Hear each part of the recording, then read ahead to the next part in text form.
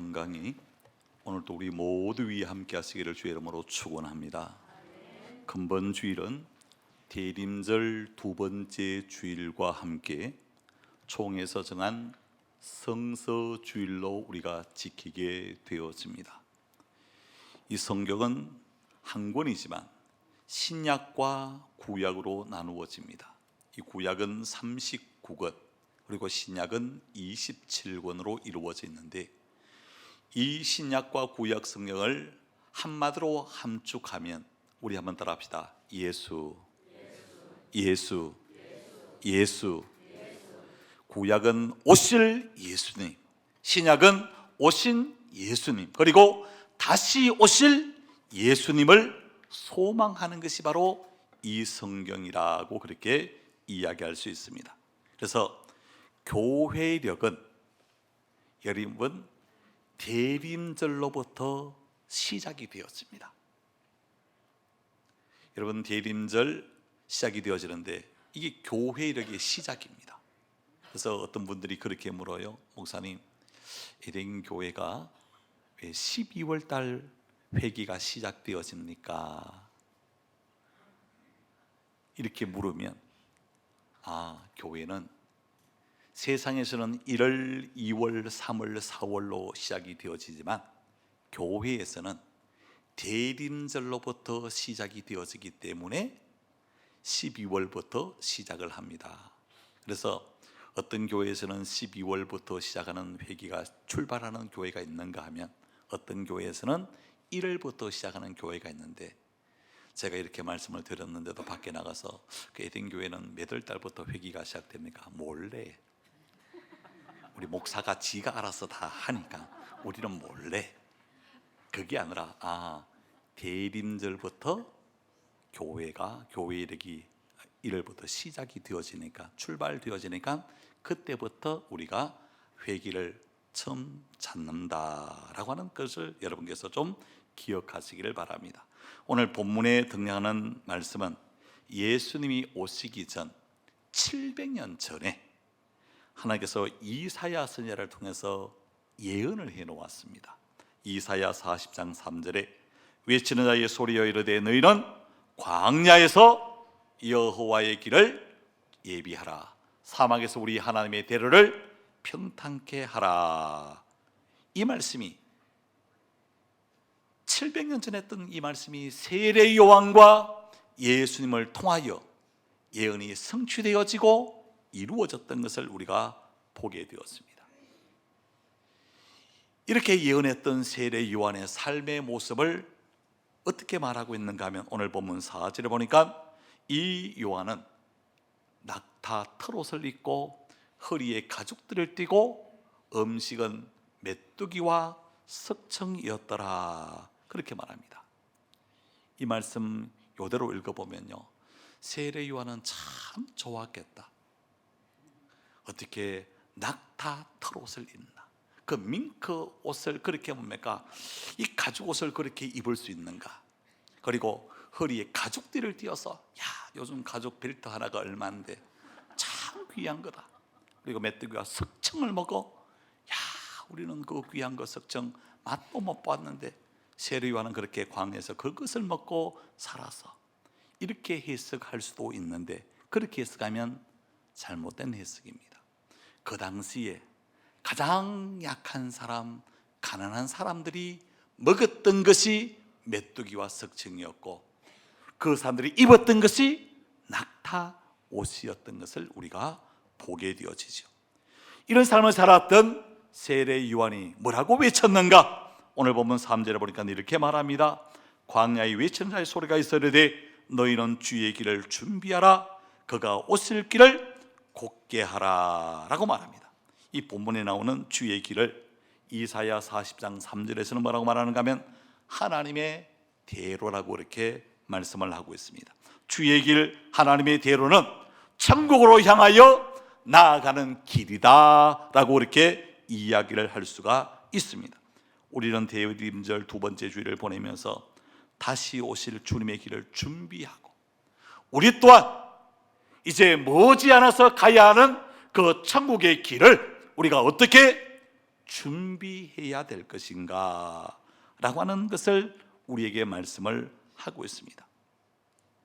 여러분, 세상적으로도요, 길이 없으면 산업이 발전할 수가 없는 것입니다. 그런 것처럼 영적으로도 길이 없으면 우리가 천국을 향하여 나아갈 수가 없는 것이죠. 그래서 예수님께서는 요한복음 14장 6절의 말씀을 통해서 우리에게 그렇게 말합니다. 예수께서 이르시되 내가 곧 뭐다? 길이다, 진리다, 생명이다. 나로 말미암지 않고는 아버지께 올 자가 없다. 예수님이 길이기 때문에 그 길로 통하지 않고는 우리가 아버지께로 갈 수가 없고 천국을 향하여 나아갈 수가 없다라고 말합니다. 예수님이 우리 인생의 길이요 천국 가는 유일한 길임을 여러분 믿으시기를 바랍니다.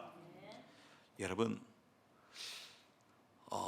드라마를 보면요, 큰 회사의 사장님이 먼 길을 갔다가 돌아올 때, 그리고 회사에 뭡니까 몇 달 있다가 새로 출근을 하지 않습니까? 출근을 하면 여러분, 직원들이 어떻게 반응하는가 하면 임원들부터 쫙 나와서 뭡니까 요즘 깍두기 아저씨들이 하는 것보다 더 깍듯하게 뭡니까 이렇게 회장님을 이렇게 모시는 모습을 우리가 보게 되었습니다. 외국 대통령들이요 국빈 방문을 하잖아요. 그러면 어디서부터 출발되어지는가 하면 비행기에서부터 내릴 때부터 에스코트가 시작되어져서 청와대를 가기까지 뭡니까 여러분, 국빈을 태운 차가 멈추는 거 봤습니까? 옆에 경찰들이 탁 서서 뭡니까 시동을 다 잡습니다. 그리고 그 차가 뭡니까 청와대까지 뭡니까 가는데 막힘이 없도록 그렇게 만들어가는 모습을 우리가 보게 되었습니다. 아무것도 아닌 목사가 성도님들의 가정을 신방할 때도 제가 그런 이야기를 종종 듣습니다. 우리 성도님들의 가정 가운데 안 믿는 남편을 둔 사람들이 있지 않습니까? 그 사람들이요 우리 집에 목사님이 신방을 자주 왔으면 좋겠습니다 이야기합니다. 왜 그런가 이야기를 들어보니까 우리 와이프가 평상시 청소를 안 하다가 목사님이 신방 온다고 하면 그때부터 뭡니까 막 분주하게 청소하고 이리저리 닦고 하는 걸 보면 야, 우리 목사님 우리 집에 신방을 좀 자주 오라고 해라. 여러분, 그래요. 우리 주님이 회사의 회장님보다 못합니까? 다른 나라의 대통령보다 못합니까? 만왕의 왕이 되시고 만유의 주가 되시고 우리의 구원자 되신 그분이 오시는 그 길, 우리가 어떻게 준비해야 될 것인가? 빗자루 들고 마당 서는 그와 같은 일부터 우리가 해야 될 것인가? 여러분, 옛날에요 국빈이 오면 한 소리는 우리나라 태극기를 잡고 또 오는 나라 태극기를 잡고 뭡니까 나가서 뭡니까 막 열렬히 환영하는 것 여러분 많이 보지 않습니까? 우리는 주의 오실 그 길을 어떻게 준비해야 그분의 마음에 흡족함이 되어질 수 있을까? 우리 한번 따라합시다. 주님의 길은 회개함으로 준비하자. 여러분, 주님이 오실 그 길은요 우리가 뭐부터 준비해야 되는가?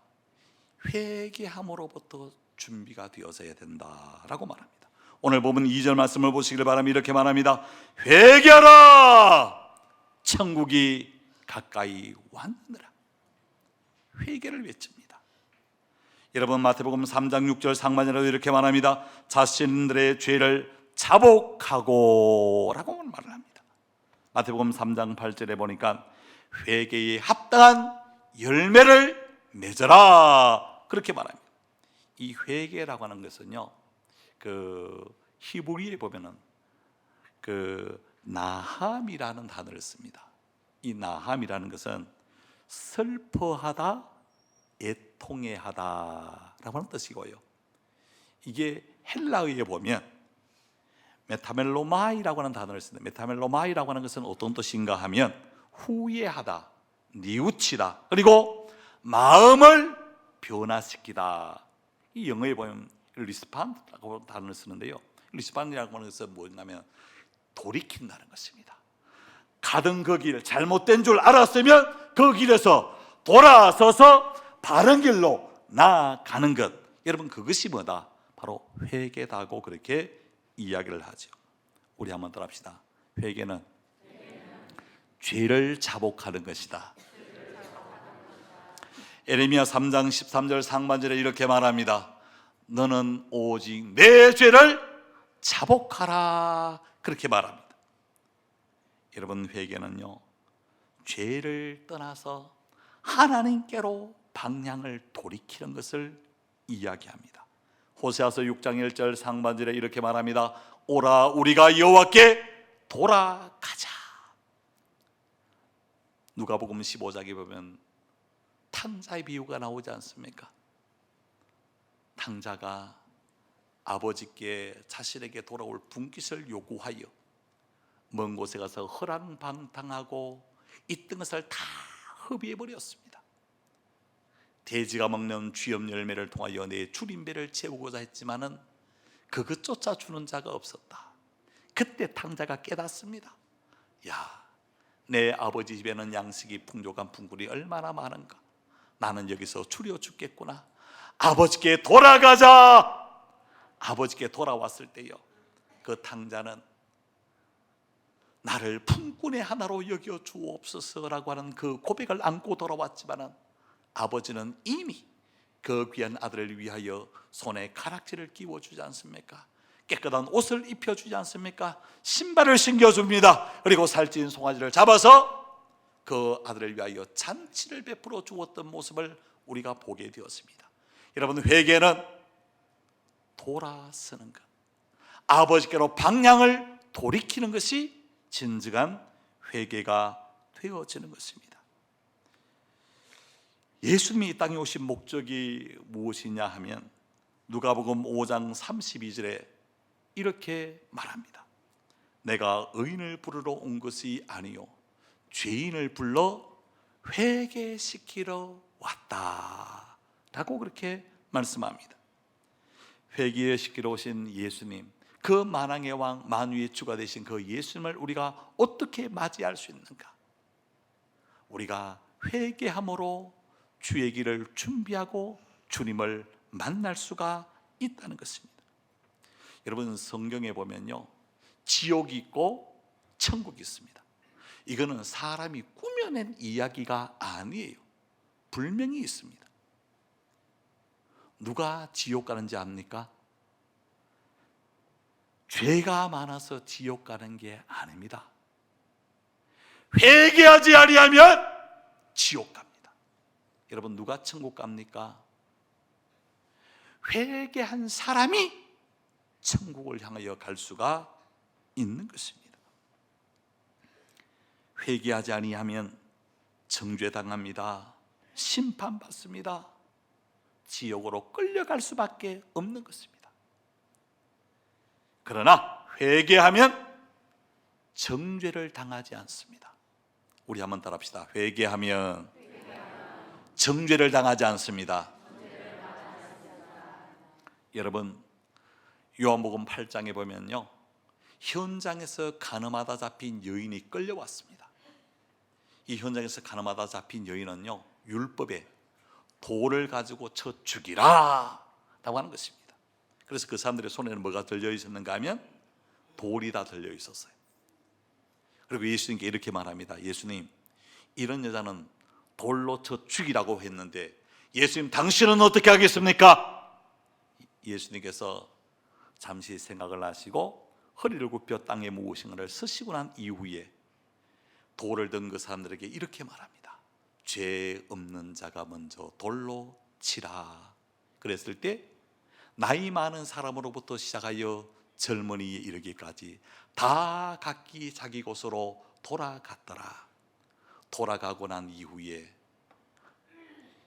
예수님과 그 여인이 남았을 때 예수님께서 요한복음 8장 11절을 통해서 이렇게 말씀하셨습니다. 예수께서 이르시되 나도 너를 정죄하지 아니하노니 가서 다시는 죄를 범하지 말라. 예수님은 이 땅 우리를 정죄하려 오신 것이 아니라 우리의 죄를 사하시기 위해서, 용서하시기 위해서 오신 우리 주님이심을 여러분 꼭 기억하시기를 바랍니다. 우리 한번 따라합시다. 회개하며 낙원에 갑니다. 천국에 갑니다. 회개해야 낙원에 가고 천국에 갈 수가 있는 것입니다. 여러분, 누가복음 23장에요 예수님께서 이제 온 인류의 죄를 대속하여 십자가 위에 못 박히잖아요. 그럴 때 예수님 혼자 못 박힌 것이 아니라 오른편 강도가 있었고 왼편 강도가 있었습니다. 처음에는 이 둘이요, 강도들이 누구를 욕하는가 하면 예수님을 욕합니다. 그러다가 이 오른편 강도가 깨닫습니다. 우리가 행한 일에 마땅한 보응을 받아서 이 십자가를 지지만 이분은 죄가 없으시다 라고 하는 것을 깨닫고 난 이후에 그 우편 강도가 예수님께 요청을 합니다. 당신의 나라에 임할 때에 나를 기억하옵소서. 제가 만약에 그 예수님의 자리에 있었다면 제가 그렇게 이야기했을 것 같아요. 내 죄를 네가 알렸다. 네가 그렇게 살고도 네가 천국 가고 싶나? 그렇게 이야기했을 수도 있겠지만 예수님은 그렇게 고백하는 사람에게 뭐라고 말씀하셨는가 하면 누가복음 23장 43절에 이렇게 말합니다. 내가 오늘 나와 함께 낙원에 있으리라. 예수님은요, 자신의 죄를 고백하고 깨달은 사람에게 네가 나와 함께 낙원에 있겠다. 우리 한번 따라합시다. 예수님은 과거를 묻지 않습니다. 따지지 않습니다.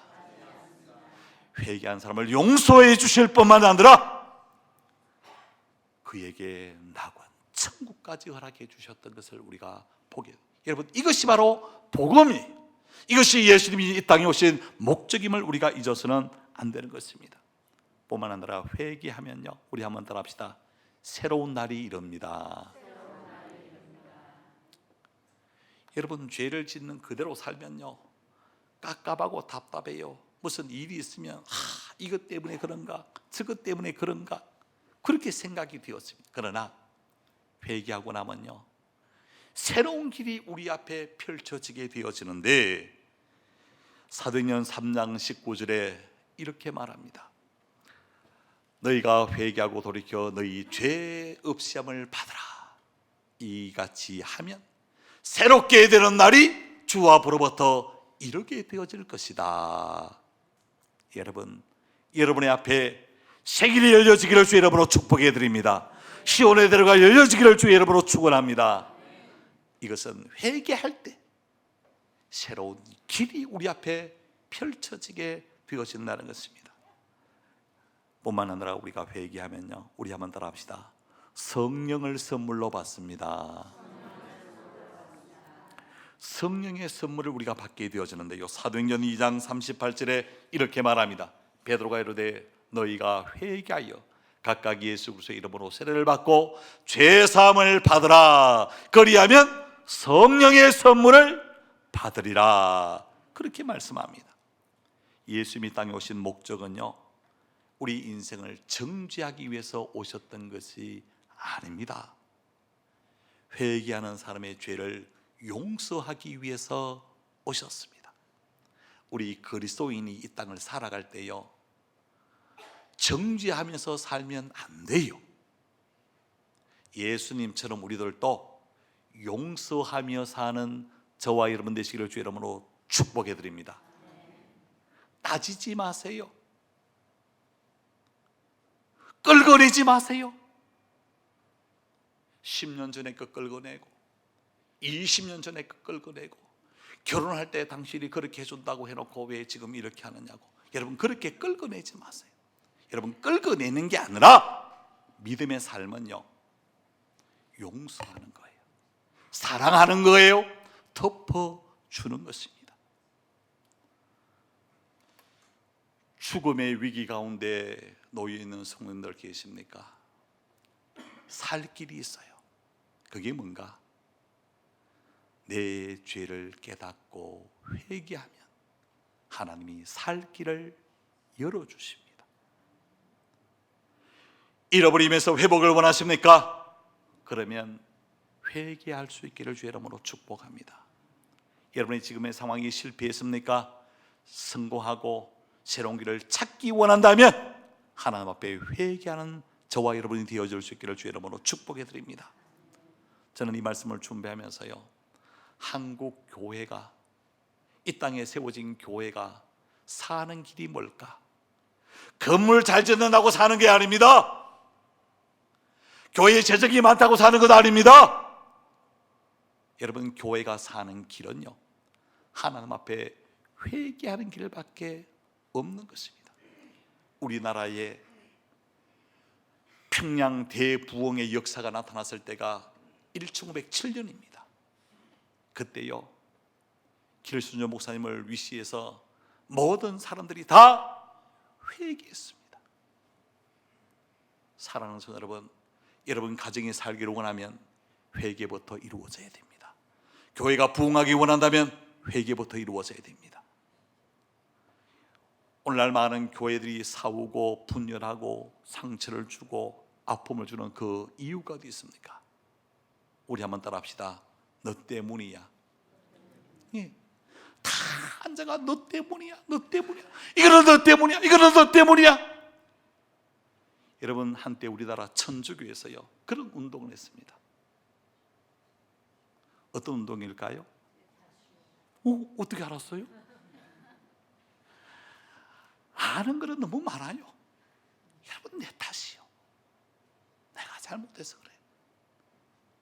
부부간에 손을 붙들고 여보 미안해, 내 잘못이야. 아들아 미안해, 엄마가 기도하지 못해서 그래. 여러분, 교인들 가운데 어려움을 당하고 환난을 당하면 참 미안해지는 게 목사입니다. 좀 더 내가 기도했더라면, 좀 더 제가 더 사랑했더라면, 좀 더 관심을 가졌더라면. 여러분, 우리는요 남을 탓하기 전에 주님은 한 번도 탓하지 않으셨습니다. 죄를 회개하라고 말씀하셨을 뿐입니다. 우리 모두 회개함으로 주의 길을 준비하는, 주님의 오심을 준비하고 우리가 주의 거룩한 길을 준비하기 위해서 회개가 먼저 이루어지는 저와 여러분의 삶의 모습이 되어질 수 있기를 주의 이름으로 축복해 드립니다. 마지막으로 우리 주의 오실 길을 우리가 어떻게 준비해야 되는가? 우리 한번 따라합시다. 겸손함으로 준비하자. 우리가 회개로 준비해야 되고요, 겸손함으로 준비해야 돼요. 세례 요한에 대해서 이사야 선지자가 뭐라고 예언을 했습니까? 이사야 40장 3절에서 4절에 이렇게 말합니다. 외치는 자의 소리여 이르되 너희는 광야에서 여호와의 길을 예비하라. 사막에서 우리 하나님의 대로를 평탄하게 하라. 골짜기마다 도두어지며 산마다 언덕마다 낮아지며 고르지 않은 곳이 평탄하게 될 것이며 험한 곳이 평지가 되어질 것이다 라고 이렇게 이야기했습니다. 여러분, 광야에서 여호와의 길을 예비하는 것이 쉽습니까? 어렵습니까? 아니, 평안한 곳에서 여호와의 길을 준비하라고 하면 쉽지만 광야에서 여호와의 길을 준비하는 것 어려운 일입니다. 사막에서 우리 하나님의 대로를 평탄하게 하는 것 결코 쉬운 일이 아닙니다. 어렵고 힘든 일이지요. 아무리 어렵고 힘들어도 하나님의 말씀에 순종하는 사람이 바로 겸손한 사람입니다. 이사야 선지자는요, 그 골짜기를 뭐라고 말하는가? 도두라 그렇게 말합니다. 여러분, 이 골짜기가 뭐를 뜻하는지 압니까? 산에 가면 골짜기가 있잖아요. 움푹 패인 것 그 골짜기입니다. 여러분, 성도들에게도요, 이 움푹 패인 상처들이 너무너무 많습니다. 어제의 상처를 끌어안고 내일을 향하여 나아갈 수가 없습니다. 여러분, 잘 달리는 말이 있잖아요. 말이 아무리 잘 달려도요, 고삐를 말뚝에 딱 매놓고 있지 않습니까? 기수가 타고 뭡니까? 이래! 아무리 말의 엉덩이를 두들겨도 불쩍불쩍 뜁니다. 그러나 앞을 향하여 나아갈 수는 없습니다. 왜요? 고삐가 매여져 있기 때문에 그래요. 우리에게는요, 크고 작은 상처들이 얼마나 많은지 몰라요.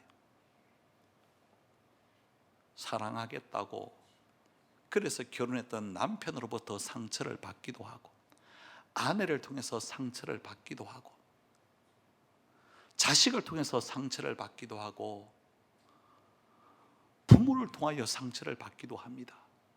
교회 신앙생활하면서 목사를 통해서 상처를 받기도 하고요, 구역장님을 통해서 상처를 받기도 합니다. 회사 생활 가운데 사장을 통해서 상처를 받기도 하고, 옆에 앉아있는 동료들을 통해서 상처를 받기도 하고, 믿었던 친구를 통해서 배신의 상처를 우리가 받기도 할 때가 많아요. 여러분, 그 상처는 빨리 뭐 해야 되는가? 도두어야 돼요.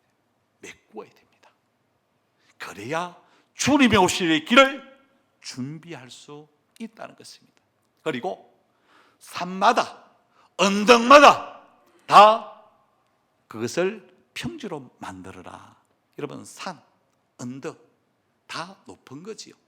여러분, 그것은 무엇을 말하는가 하면 교만을 다 깎아내려라. 좀 배웠는 거, 좀 가졌는 거, 좀 아는 거, 그거 교만해서 이 주의 오실 길을 준비할 수 없게 되어질 수 있다. 그것을 다 내려놓으라고 이렇게 이야기합니다. 고르지 않는 것, 험악한 것.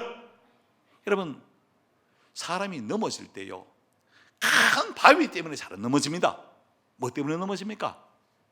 작은 돌뿌리 때문에. 제가 청송에서 뭡니까? 이 낫질하다가 제가 오른손을 좀 뱄는데요, 이거 놓아버리면 제가 안 다쳤어요. 뭐 이게 먹고 살 거라고 불끈 쥐고 있다가 보니까 넘어지면서 이 손가락 뭡니까? 이 잘릴 뻔했다가 하나님의 은혜로 그래도 잠시 붙여준 것, 이거 얼마나 감사한 일인지 몰라요. 여러분, 놓을 거 놓아야 되지. 그거 잡고 있다가 결국 여러분, 우리의 육체가 망가지는 것은 물론이거니와 영혼까지 망가질 수 있다는 것입니다. 여러분, 보십시오. 남을 찌르는 것, 남을 아프게 하는 것, 그것도 다 내려놓아야 된다. 여러분, 우리 한번 따라합시다. 상처받은 것도, 교만한 것도, 남을 찌르는 것도 내려놓자. 그래야 주님의 오실 길을 우리가 준비할 수 있는 겸손한 사람이 되어줄 수 있다는 것입니다. 여러분, 세례 요한은요, 제가 서론 부분에서 말씀을 드렸지만은 가난한 자로 살아가는 그런 사람이 아니었습니다. 이 세례 요한의 아버지가 누구냐면 사가라거든요. 사가라가 뭐냐면 바로 제사장입니다. 여러분, 제사장이 어느 정도 사는가 하면 성경에 이렇게 말합니다. 그 족장들, 지금 말하면 회사에 뭡니까? 한 회장님 정도, 그 사람들이 뭐를 하나님 앞에 드리는가 하면 소를 드리거든요. 평민들은 하나님 앞에 제물을 드릴 때 뭐를 드리는가 하면 양과 염소를 드리고, 좀 가난하게 사는 사람들은 하나님 앞에 예물을 드릴 때 비둘기 새끼를 드리고 고운 가루 예발을 드립니다. 그런데 잘 사는 족장들이나 이 제사장들은 뭐를 드리는가? 소를 하나님 앞에 드렸습니다. 이 세례 요한은요, 아버지가 제사장이었기 때문에 그가 사는 문제, 기득권을 누리고 호의호식하며 편안하게 살 수 있었지만 그는 어디로 갔는가? 광야로 나아갔습니다. 오늘 보면 1절에 이렇게 말하죠. 그때 세례 요한이 이르러 유대 광야에서 전파하여 이르되라고 말합니다. 여러분, 이 말씀을 가만히 보면 겸손은, 우리 한번 따라합시다, 빼는 것이 아니다. 못해예, 안해예. 여러분, 그게 겸손이 아니다는 겁니다. 자신이 있어야 될 위치에 자신의 자리를 지키는 것. 여러분, 어머니가 되었으면 어머니의 자리를 지켜야 돼요. 아버지가 되었으면 아버지의 자리를 지켜야 됩니다. 남편이 되었으면 남편의 자리를 지켜야 돼요. 아내가 되었으면 아내의 자리를 지켜야 됩니다. 그 자리를 지키는 게 이게 뭔가? 이게 바로 겸손이라고 하는 이야기입니다. 겸손은 자기의 자리에서 최선을 다하는 것입니다. 하나님은 교만한 자를 물리치시고 겸손한 자에게 은혜를 주신다라고 말했습니다. 어떤 사람이 겸손한 자인지 압니까? 우리 한번 따라합시다. 자신이 죄인인 줄 아는 사람. 여러분, 그 사람이 겸손한 사람이 됩니다. 여러분, 누가복음 18장 13절에 이렇게 말했습니다. 세리는 멀리 서서 감히 하늘을 쳐다보지도 못하고 다만 가슴을 치며 이르되, 하나님이여 불쌍히 여기소서, 나는 뭡니다? 죄인이로소이다. 그렇게 기도했던 세리의 기도는 하나님께서 받으셨지만, 교만하게 목을 높이고 큰 거리 어귀에 서서 나는 이렇게 삽니다, 나는 11조를 잘 드립니다, 나는 정한 예물을 드립니다, 나는 하루에 몇 번씩 기도합니다, 교만했던 그 세리, 그 바리새인들, 그 사두개인들의 기도를 하나님은 들어주지 아니했다라고 이렇게 이야기하지 않습니까? 여러분, 베드로도 자신의 경험으로 이렇게 말합니다. 베드로가 누가복음 5장 8절에 시몬 베드로가 이를 보고 예수의 무릎 앞에 엎드려 이르되, 주여 나를 떠나소서, 나는 죄인으로소이다. 물고기 많이 잡고 기뻐했던 것이 아니라 그때 뭡니까? 자신이 뭐인 것을 깨닫는가? 죄인인 것을 깨닫는 그와 같은 겸손이 있었던 것을 우리가 보게 되었습니다. 여러분, 이사야 선지자, 그도 이사야 6장 5절에 이렇게 고백을 합니다. 그때 내가 말하되 화로다 나여 망하게 되었도다. 나는 입술이 부정한 사람이요 나는 입술이 부정한 백성 중에 거주하면서 만군의 여호와이신 왕을 비웃음이로다 하였더라 라고 말합니다. 여러분, 겸손하면 떠오르는 사람이 있죠. 누굽니까? 예수님. 예수님은요, 너무너무 겸손하셔서 만왕의 왕이시면서 이 땅에 오실 때 뭐로 오셨습니까? 어린 아기로 오셨고, 어디에? 말구유로 오셨던 것을 보게 되었어요. 그만큼 겸손하셨습니다.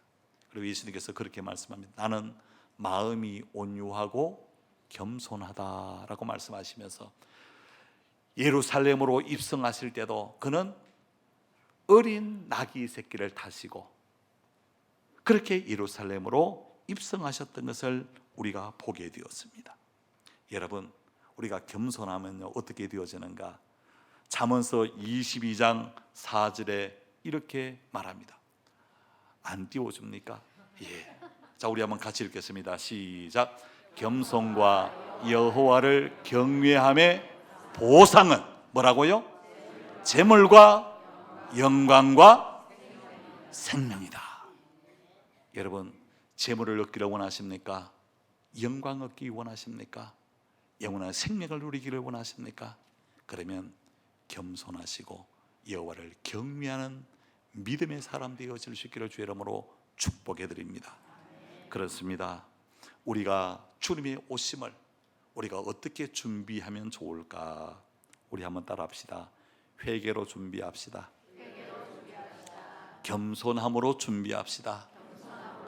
저는 우리에 대한 모든 믿음의 거룩한 성들이 회개하고 겸손하게 주님의 오심을 준비하고, 또 우리가 주님 앞에 가는 것을 우리가 뭐로 준비해야 될 것인가? 회개로 준비하고 겸손함으로 준비해가는 저와 여러분의 아름다운 삶의 모습이 되어질 수 있기를 주님의 이름으로 축복해 드립니다. 기도하겠습니다.